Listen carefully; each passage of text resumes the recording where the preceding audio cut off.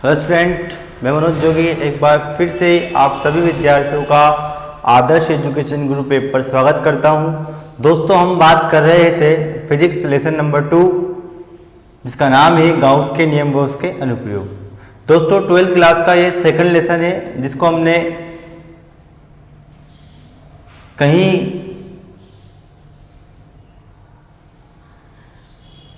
भागों में पढ़ा है। आज हम इस लेसन को जारी रखते हुए आज हम गाउस के नियम का छठा अनुप्रयोग पढ़ने वाले हैं, जिसका नाम है समरूप आवेशित कुचालक गोले के कारण विद्युत क्षेत्र की तीव्रता। दोस्तों, इससे पहले आप लोगों ने 5 अनुप्रयोग पढ़े हैं। यह गाउस के नियम का अंतिम अनुप्रयोग होगा, जिसका नाम है समरूप आवेशित कुचालक गोले के कारण विद्युत क्षेत्र की तीव्रता। दोस्तों, अभी तक मैंने आप लोगों को बताया था कि एक शब्द पे जरूर आपको ध्यान देना है कि चालक है या कुचालक है या अचालक है। कुचालक को अचालक भी बोला जाता है। दोस्तों, जब किसी भी चालक को आवेश दिया जाता है तो वह आवेश चालक की सतह पर वितरित होता है, लेकिन जब किसी कुचालक को आवेश दिया जाता है तो वह आवेश उस गोले के अंदर एक समान रूप से वितरित हो जाता है। ठीक है दोस्तों, क्या है दोस्तों, जब किसी चालक को आवेश दिया जाता है तो वह आवेश चालक के पृष्ठ पर एक समान रूप से वितरित होता है, लेकिन जब किसी कुचालक को आवेश दिया जाता है तो वह आवेश कुचालक के अंदर की साइड एक समान रूप से वितरित होता है। दोस्तों, आप लोगों को मैं कुछ लिखाने से पहले कोई बात, यहां पर लिया आपने गोला, क्या लिया, गोला। जब इस गोले को आप, ये मान लो गोला है, ये गोला है पूरा गोल 3D में है। इस गोले को जब आप आवेश दो, गोला कौन सा है, कुचालक से आवेश दोगे तो आवेश इसके अंदर एक समान रूप से वितरित होगा। तो यहां पर आएगा आयतन आवेश घनत्व। क्या आएगा, आयतन आवेश घनत्व, क्योंकि ये गोले के आयतन में एक समान रूप से वितरित हो जाता है। कौन सा आवेश घनत्व आएगा, आयतन आवेश घनत्व आएगा। आप लोगों को मैं लिखाने वाला हूं, आप लिखना दोस्तों।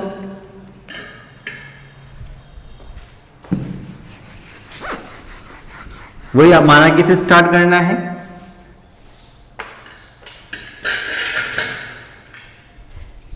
माना कि कैपिटल R त्रिज्या का एक कुचालक गोला है।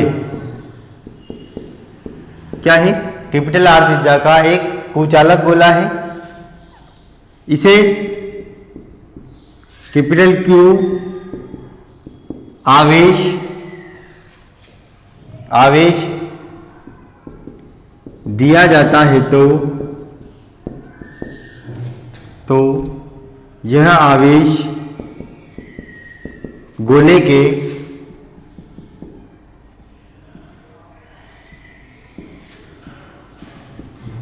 संपूर्ण आयतन में एक समान रूप से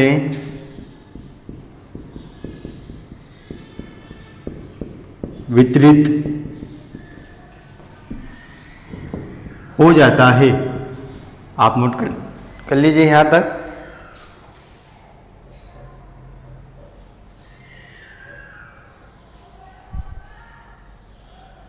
ठीक है, अतः इसी के नीचे आपको लिखना, अतः आप लोगों को, अतः गोले का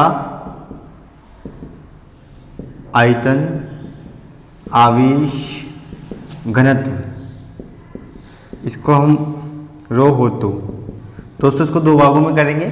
आधा अपन आज पढ़ेंगे, आधा हम लोग कल पढ़ेंगे, ताकि आप लोगों को अच्छे समझ में आए। ठीक है, इसी का आगे आपको लिखना है। अतः आयतन आवेश घनत्व, देखो अगर रेखा हो तो रेखीय आवेश घनत्व आता है, पृष्ठ हो 2D में हो तो पृष्ठ आवेश घनत्व आता है, लेकिन जब गोला हो, वो 3D में हो, मतलब उसके अंदर आयतन दे रखा हो, तो वहां पर क्या आता है, आयतन आवेश घनत्व आ जाता है। ठीक है दोस्तों, रो हो तो रो बराबर क्या होता है, आपने पढ़ा Q/V। आप लोगों को पता होना चाहिए दोस्तों, गोले का आयतन कितना होता है, 4/3 पाई r क्यूब। ये वाली चीज तो सबको पता होना चाहिए। रो बराबर कितना आएगा, क्यू की जगह क्यू आएगा, वी की जगह क्या लिख दोगे आप, 4/3 पाई r क्यूब। यहां से आपको आवेश का मान निकालना है, कितना आवेश गोले के अंदर है, तो आप क्या करोगे, क्रॉस मल्टीप्लिकेशन ब्रज गुणनफल करोगे, तो रो इंटू 4/3 पाई r क्यूब आपके आ जाएगा, वो क्या आ जाएगा, गोले को दिया गया कुल आवेश का मान आ जाएगा। ठीक है दोस्तों, तो आप समीकरण नंबर 1 तक नोट कर सकते हो। ठीक है दोस्तों, अब हम क्या करते हैं, कोई सा भी गोला लेते हैं, गोले के केंद्र से कितनी दूरी पर लेते हैं अपन, स्मॉल r दूरी पर कोई बिंदु P लेते हैं, उस पर विद्युत क्षेत्र की तीव्रता हम ज्ञात करते हैं। कैसे करते हैं वो एक बार मैं आपको चित्र नहीं बनाना है, वो चित्र अपन स्थितियों के लिए बनाएंगे, मैं आपको समझा देता हूं। मान लो ये गोला लिया, ठीक है, इसको आवेश दिया, ये आवेश इसके आयतन में वितरित हो चुका है। आप लोगों को चित्र नहीं बनाना है, आप लोगों को सिर्फ थोड़ा बहुत देखते चलना है।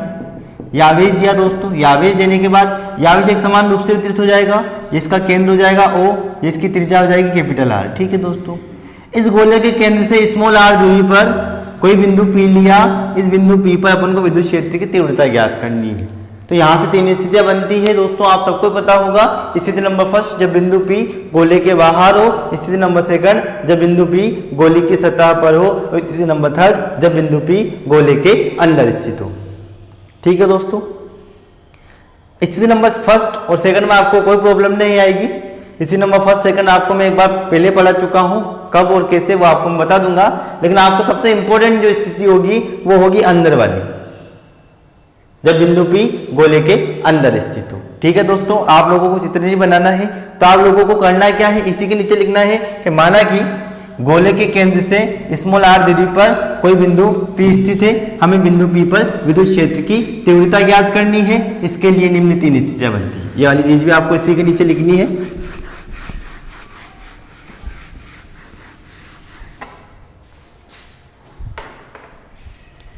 फिर आगे माना कि गोले के केंद्र से, माना कि गोले के केंद्र से स्मॉल r दूरी पर कोई बिंदु P स्थित है, P स्थित है, हमें बिंदु P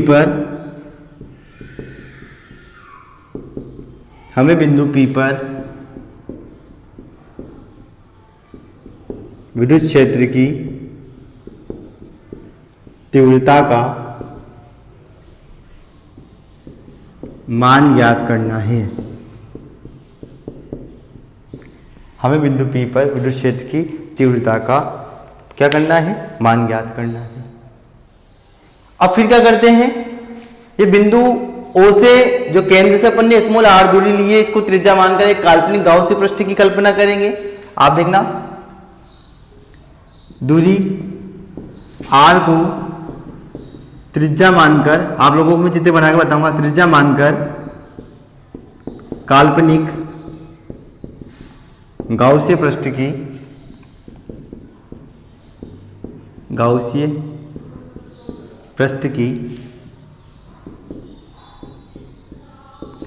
कल्पना करते हैं। यह आप लोगों ने कल्पना की, कल्पना करते हैं। कल्पना करने के बाद इससे 3 स्थितियां बनती है, आप लोग यह अच्छी तरह जानते हो। इस प्रकार बिंदु P के लिए निम्न 3 स्थितियां प्राप्त होती है। लिखना, इस प्रकार बिंदु P के लिए निम्न 3 स्थितियां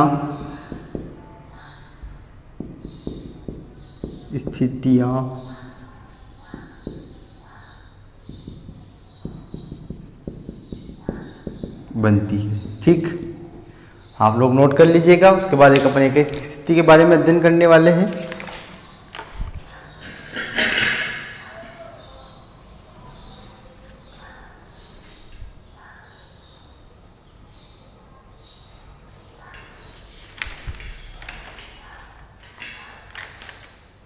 ठीक है। अब आप लोगों ने स्थिति नंबर फर्स्ट के बारे में हम बात करने वाले हैं। आप लोग स्थिति नंबर फर्स्ट को नोट करते जाना, सिंपल सी है, आप लोग आसानी से समझ जाओगे। देखो आप लोगों को जल्दी जल्दी लिखना है, ठीक है, क्योंकि ये स्थितियाँ मैं आपको पहले पढ़ा चुका हूँ। स्थिति नंबर फर्स्ट आप पहले समझना, फिर वीडियो को रोक के देख सकते हो। जब स्थिति नंबर फर्स्ट क्या आ गई, जब बिंदु P गोले के बाहर स्थित हो। बेटा ये कुचालक गोले के लिए बात कर रहे हैं। इससे पहले भी अपन ने गोला पढ़ा, वो कौन सा था, चालक। ठीक, सबसे पहले इसके लिए चित्र बनाना है आप लोगों को। देखो मैं बता देता हूँ आपको चित्र कैसे नोट करना है। ये गोला बनाया, आप लोगों को इसको आवेश दिया, आवेश इसका आयतन में एक समान रूप से वितरित हुआ। ये वेरी गुड।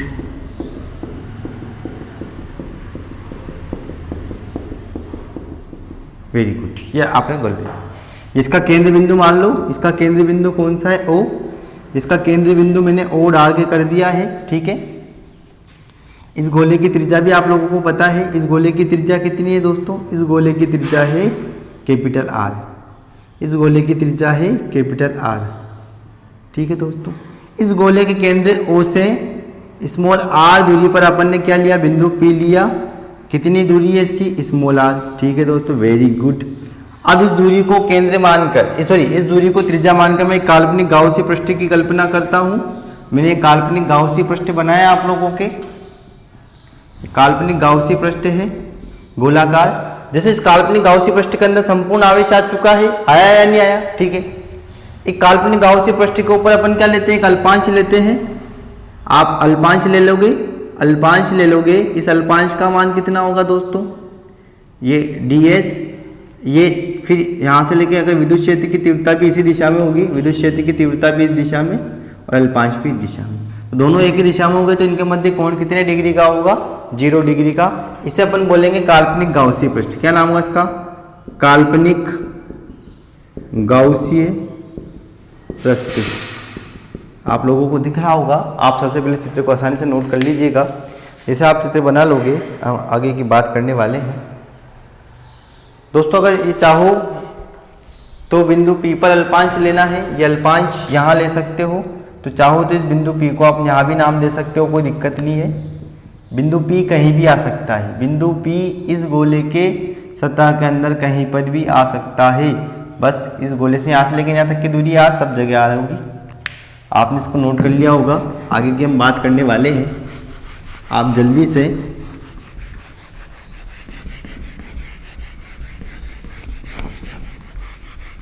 मेरे साथ साथ लिखते जाना दोस्तों। पहले आप समझना, उसके बाद, ठीक है। इसी के नीचे लिखना, इस स्थिति में पृष्ठ द्वारा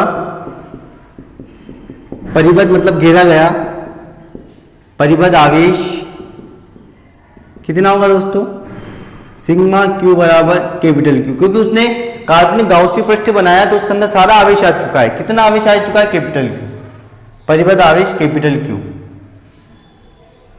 ठीक। फिर अतः इस पृष्ठ से निर्गत विद्युत फ्लक्स ज्ञात करते हैं। विद्युत फ्लक्स फाई ई आप लोगों को मैंने सिखा रखा है। फाई ई बराबर बंद पृष्ठ था, E डॉट ds था, वेरी गुड। फाई ई की जगह फाई ई आएगा दोस्तों। बिंदु गुणनफल हट के कोस थीटा लगता है, मैंने आप लोगों को अच्छे से बता रखा है। आप लोगों को पता है चूंकि E समांतर ds एक दूसरे के समांतर है, तो थीटा बराबर कितना होगा, 0 डिग्री, ठीक है। तो फाई ई बराबर आप लोगों को क्या आएगा, वही E ds कोस 0 डिग्री। कोस 0 का मान कितना होता है दोस्तों, कोस 0 का मान होता है अपने 1, अपन बात कर लेंगे।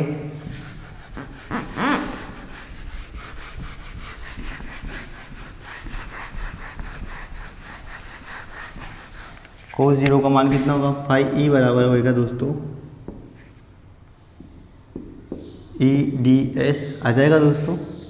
ये आने के बाद फाई ई बराबर ई बाहर निकल जाएगा, अंदर क्या रहेगा ds।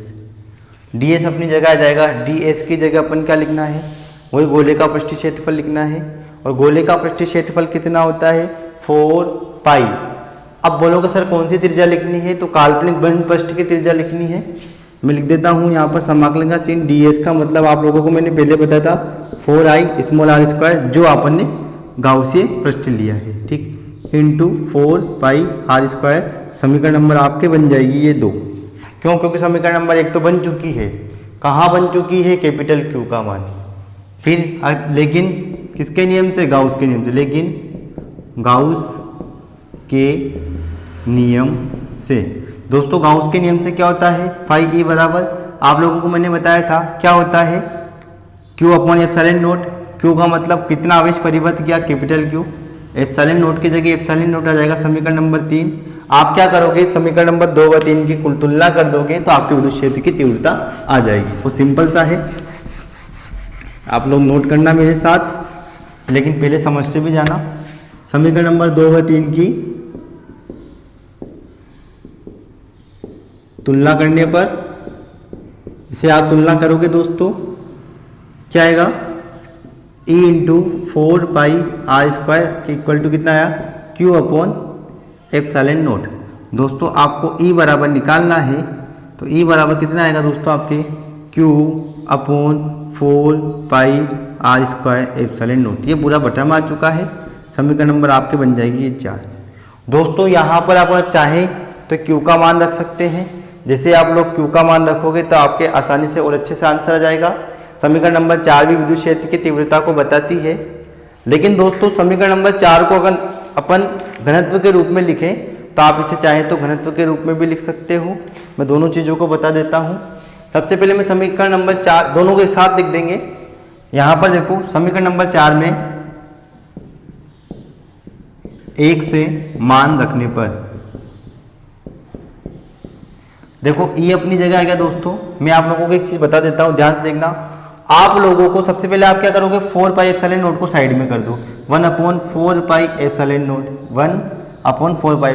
अब यहाँ देखो दोस्तों आपके बचा क्या है, आप लोगों को बच रहा है Q अपॉन r स्क्वायर। अब Q का मान कितना है आप लोगों को याद होना चाहिए। Q का मान कितना ज्ञात किया था आपने, रो इंटू 4/3 पाई r क्यूब। क्या था दोस्तों, Q का मान कितना था, 4/3 pi capital R cube into rho, यही था। आप देख सकते हो अपॉन एप्सिलॉन नोट। बेटा जो चीज़ कट रही है उसको काट दो। क्या कट रहा है, 4 से 4 कट गया,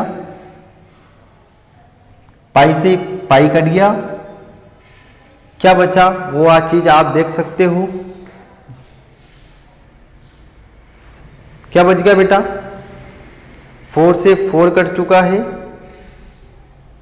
पाई से पाई कट चुका है।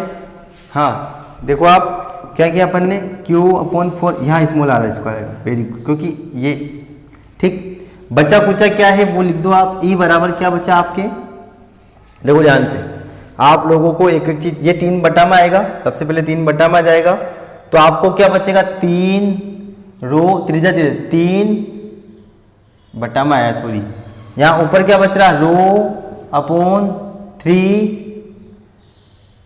एप्सिलॉन नोट, और क्या बच रहा r³ अपॉन r स्क्वायर। ये विद्युत क्षेत्र की तीव्रता, समीकरण नंबर 5। मैं आप लोगों को एक और बात समझा रहा हूं, आप इस चीज को एक और बात समझना, उसके बाद ही नोट करना, ठीक है दोस्तों। क्या करना है, आप लोगों को Q का मान रखना, तो E अपनी जगह आया। मैं क्या कर रहा हूँ, 4 पाई एप्सिलॉन नोट को साइड में लिख रहा हूँ, 1/4 पाई एप्सिलॉन नोट को साइड में लिख दिया, ठीक। क्या बचा आपके Q अपॉन r स्क्वायर, देखो इंटू Q की जगह तो आपको मान पता है, Q की जगह मान क्या पता है आप लोगों को, rho into 4/3 pi capital R³ upon r square बचा था, r स्क्वायर को नीचे लिख दिया, 4 पाई से 4 पाई कैंसिल हुआ, ठीक है दोस्तों। अब क्या हुआ, बटा के बटा में संख्या हो तो नीचे पहुंच जाएगी, तो E बराबर कितना बचेगा, देखो आपको रो लिखना है अपॉन 3 एप्सिलॉन नोट, ये बच गया, रो 3 एप्सिलॉन, और त्रिज्या वाली चीज को अपन साइड में लिखेंगे तो R³ अपॉन r स्क्वायर। ये समीकरण नंबर कौन सी हो जाएगी, 5। समीकरण नंबर 4 भी विद्युत क्षेत्र की तीव्रता को बताती है, समीकरण नंबर 5 भी विद्युत क्षेत्र की तीव्रता को बताती है। समीकरण नंबर 4 और 5 को मैं सदिश रूप में भी लिख देता हूं।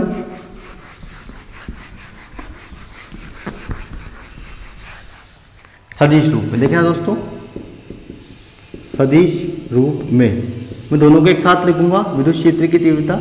ठीक है, आप लोगों के सदिश रूप में विद्युत क्षेत्र की तीव्रता का मान कितना आया, आप उस चीज को नोट कीजिएगा दोस्तों। आप लोगों का आया 1/4πε0 capital Q upon R square, यही था, और यहाँ लगेगा आर के बराबर, यही था। देखो आप ध्यान से, आप अपनी कॉपी में नोट करते जाना,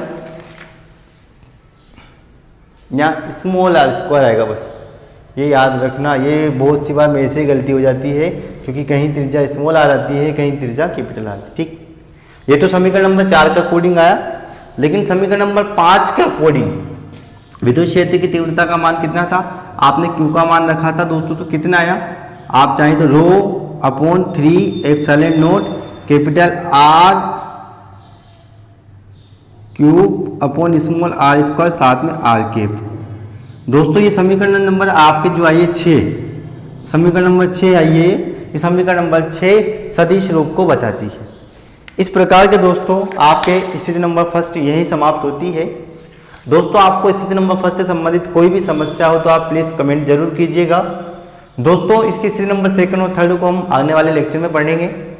आपने वीडियो को ध्यानपूर्वक देखा उसके लिए धन्यवाद। Thank you.